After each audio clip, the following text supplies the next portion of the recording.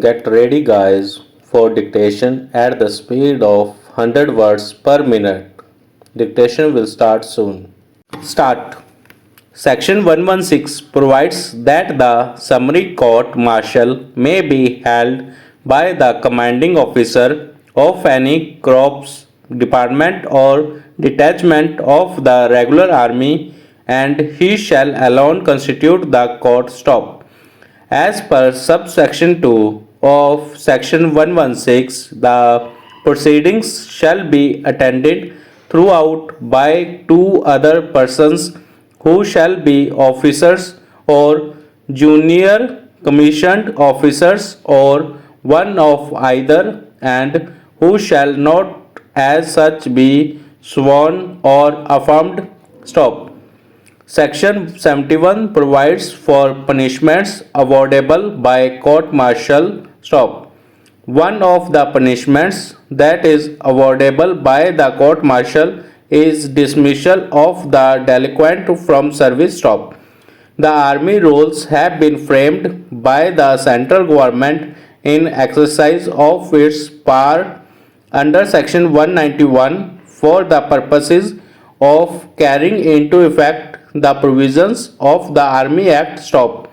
The powers of the commanding officers in relation to investigation of charges and trial by court martial are provided in chapter 5 of the Army Rules. Stop.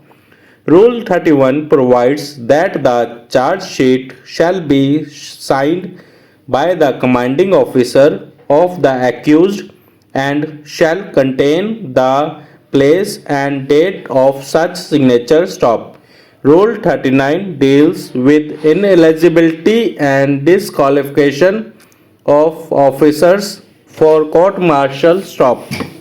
An officer is not eligible for serving on a court martial if he is not subject to the act. Stop. Rules 106 to 133 of the Army Rules provide for the proceedings for conduct of summary court martial. Stop. The summary court martial has to follow the procedure provided in these rules. Stop. Rules 106 to 133 of the Army Rules provide for the proceedings for conduct of summary court martial. Stop. The summary court martial has to follow the procedure provided in these rules. Stop. Arraignment of the accused is provided in Rule 111. Stop. Rule 115 deals with general plea of guilty or not guilty. Stop. Rule 116 deals with the procedure after plea of guilty. Stop.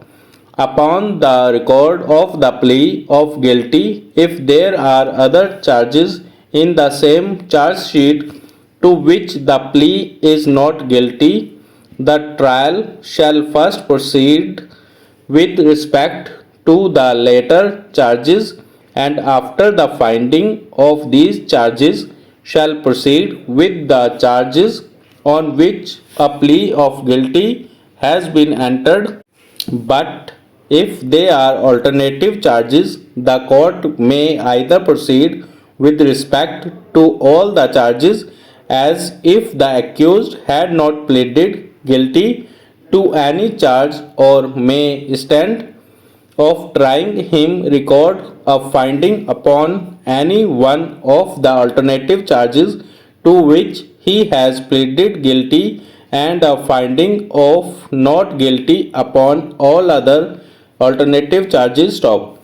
After the record of the plea of guilty on a charge, the court shall read the summary of evidence and annex it to the proceedings, or if there is no such summary, shall take and record sufficient evidence to enable it to determine the stance, and the reviewing officer to know all the circumstances connected to the offense.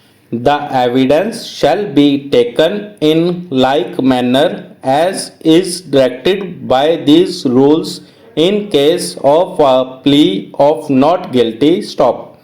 After such evidence has been taken or the summary of evidence has been read, as the case may be, the accused may address the court in reference to the charge and in mitigation of punishment and may call witnesses as to his character. Stop. When the accused states any in mitigation of punishment which in the opinion of the court requires to be proved and would, if proved, affect the amount of punishment, the court may permit the accused to call witnesses to prove the same. Stop. Thanks, guys.